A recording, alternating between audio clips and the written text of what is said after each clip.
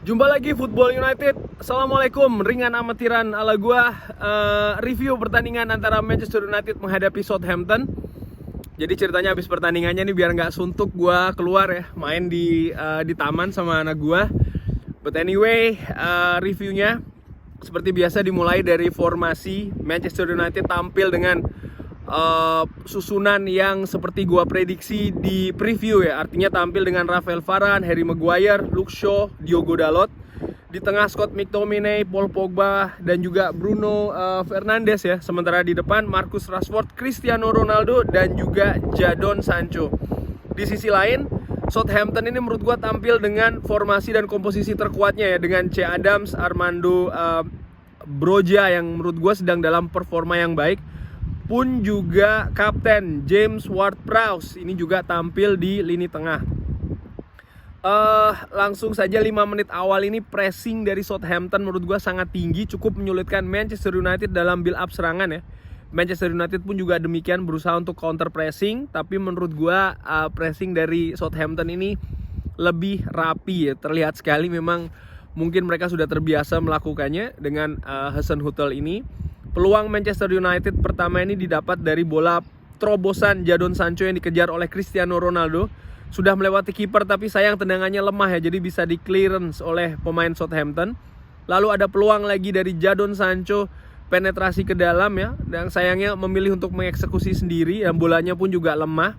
Bisa di save dengan baik oleh kiper Southampton. Sekalipun di sebelah kanan itu ada Cristiano Ronaldo dan juga Marcus Rashford yang menurut gua lebih bebas posisinya.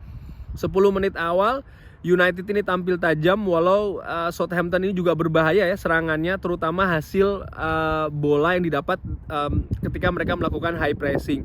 Tempo tinggi dari dua tim. Dan gue sempat berpikir kalau faktor fisik ini nantinya akan jadi penentu di antara keduanya. Menit ke-21 dari skema counter attack yang cepat, Rashford lolos dari pengawalan dan dengan sprint tinggi masuk ke box ya. Lalu memberikan crossing dan diselesaikan dengan baik oleh Jadon Sancho 1-0. 30 menit match babak pertama, Manchester United controlling the game, 4 shot dan 4-4-nya ini on target ya. Dan mendapatkan 1 gol. 3 shot on goal lainnya pun menurut gue juga merupakan peluang matang yang sayangnya kurang tajam dalam penyelesaiannya maupun dalam proses akhirnya ya.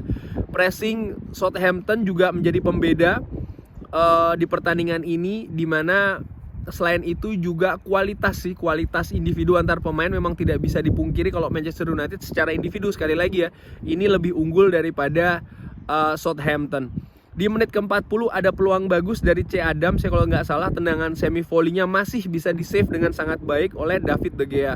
Babak pertama nyaris ditutup oleh gol Paul Pogba, hasil crossing dari Cristiano Ronaldo yang sayangnya posisinya sudah lebih dulu offside. Babak pertama selesai 1-0, possession dan shots lebih dikuasai oleh Southampton ya, tapi Manchester United tampil solid menurut gua di tengah dan juga di belakang, walaupun beberapa kali sempat bocor. Dan sayang sekali lini depan kurang klinikal. Nah, omong-omong soal lini belakang yang bocor, kalau gue lihat nih ringan amatiran ala gue, sering sekali kebocoran itu terjadi di sisi kanan, sisinya Diogo Dalot ya di babak pertama ini. Lalu statistik di babak pertama ini menurut gue cukup ya, possession dikuasai oleh Southampton.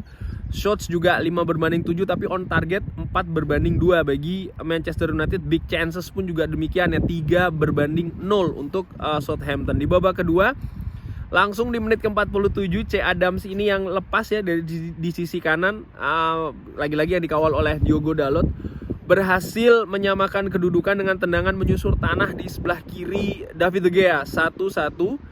Dan menurut gue ini sama seperti ketika Manchester United menghadapi Burnley, lagi-lagi kebobolan di awal babak kedua, lini belakang tidak siap dan belum konsentrasinya belum muncul kalau menurut gue, dan ini sangat disayangkan karena terjadi di 2 pertandingan beruntun sebelumnya menghadapi Burnley ya. Setelahnya Southampton ini dapat angin dan juga momentum, serangan jadi lebih banyak dengan kualitas yang menurut gue juga makin berbahaya. Lini kanan Manchester United dari babak pertama lagi-lagi selalu lebih sering diekspos oleh Southampton. Ini kemampuan Diogo Dalot betul-betul sangat diuji di pertandingan tadi. Manchester United sempat dapat beberapa momentum ya. Di menit ke-60-an ini ada dari Cristiano Ronaldo dan juga Diogo Dalot. Serangan Manchester United pun juga bertambah banyak ya, bertambah tinggi dari sisi quantity dan juga dari quality. Tapi serangan balik Southampton lagi-lagi juga bahaya, dan ini juga sering gagal karena kualitas finishing ataupun end passing yang tidak bagus atau jelek. Di menit ke-72 ada gol lagi dari Cristiano Ronaldo yang sayangnya offside ya. Ini dapat dari bola mati, umpan dari Bruno Fernandes. Di menit ke-75 Elanga masuk menggantikan Scott McTominay. Ini ada perubahan di sana di mana Paul Pogba drop ke posisi nomor 6 ya, alias defensive midfielder, sementara Elanga menempati gelandang kanan. Di menit ke-81 ada lagi pergantian, Marcus Rashford diganti oleh Jesse Lingard. Nah, ini ketika Lingard masuk, ringan amatiran ala gua melihatnya ini formasi berubah menjadi 4-1-4-1. Lingard sedikit di belakang Cristiano Ronaldo bersama dengan Bruno Fernandes yang tampil lebih mobile ya di lini tengah, bahkan sampai mundur ke belakang. Semakin mendekati menit akhir, semakin seru, kedua tim silih berganti menyerang, tapi end passing yang buruk jadi penyebab belum ada peluang yang berbahaya. Ada peluang ya dari Harry Maguire, sundulannya masih dapat di-save oleh kiper Southampton. Akhirnya match selesai 1-1, lagi-lagi hanya 1 poin ya, lagi-lagi kehilangan poin, lagi-lagi kebobolan di awal babak kedua, lagi-lagi kurang tajam, kurang klinikan di babak pertama, di mana menurut gua seharusnya kita bisa mencetak gol lebih dari 1. Gol kedua ini belum kita temukan semenjak pertandingan menghadapi West Ham ya. Hanya 1 gol. Menghadapi Southampton yang sedang dalam tren positif kalau menurut gua ya. Walaupun bermain tajam di babak pertama, tapi lagi-lagi Manchester United gagal mengulang momentum tersebut di babak kedua. Masalah United ada di proses akhir dalam skema penyerangan dan juga di penyelesaian akhir. 4 gol dari 82 shots total. Ini luar biasa ya, di beberapa pertandingan terakhir ini 82 shots dan hanya 4 yang jadi gol. Jelas ini menurut gua ada masalah di sana. Dari 3 match terakhir, gol kedua ini tidak kunjung didapat, dan menurut gue ini betul-betul ya, kita di Piala FA sudah membayarnya dengan tersingkir. Dan kalau seandainya seperti ini, dalam keadaan seperti ini saat ini aja kita sudah cukup sulit ya untuk bisa finish di peringkat 4. Ini harus betul-betul dicarikan solusinya, karena setelah ini di bulan Maret kalau tidak salah kita akan menghadapi jadwal yang lebih sulit lagi, karena tim yang akan kita hadapi tim yang lebih sulit lagi, dimana kemungkinan untuk kehilangan poin atau bahkan tidak mendapatkan poin ini juga besar. Jadi ini harus segera dicarikan solusinya. Statistik di babak kedua ya, ball possession dikuasai oleh Manchester United, total shots 7 berbanding 6, 4 shots on target, big chances 1 berbanding 0 untuk Southampton. Dengan hasil ini, maka Manchester United untuk sementara ini duduk di peringkat kelima ya, masih di peringkat kelima dengan nilai 40. Tapi di bawahnya ada Arsenal dengan nilai 39 yang masih punya 2 pertandingan di tangan. Tottenham Hotspur 21 main, 36. Artinya dia punya 3 pertandingan di tangan. Pun juga dengan West Ham kita walaupun poin sama tapi selisih golnya tertinggal ya. Oleh karena itulah menurut gua ya ini harus realistis, peluang semakin tipis untuk kita bisa finish di 4 besar per hari ini. Kalau seandainya nanti di match selanjutnya menghadapi Brighton kita tidak bisa meraih poin penuh, maka peluang tersebut akan semakin tipis lagi. Kurang lebih demikian hasil yang menurut gua mengecewakan ya.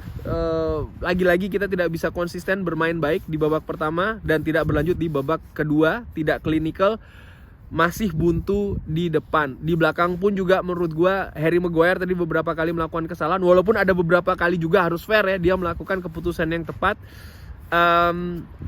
Diogo Dalot menurut gua menjadi titik lemah di lini belakang, di lini kanan khususnya ya, sering sekali bocor di sana.